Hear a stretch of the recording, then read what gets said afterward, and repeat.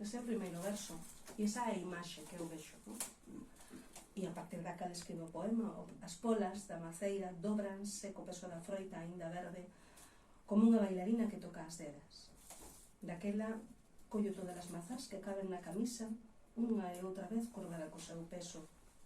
Na casa deixoas caer sobre as abas aínda engurradas e adormezo embriagada. E por que falar dunha pola dunha maceira que se dobra co seu propio peso cargada de mazás, non?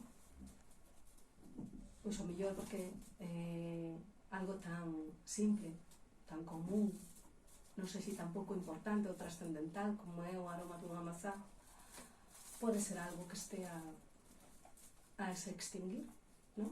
É dicir, non sei, as mazás que comemos cheiran a algo ou non cheiran a nada, e ademais ainda por riba quitámoslle a tona, non? Como en Mazaricos. Eu é que fumo, entón...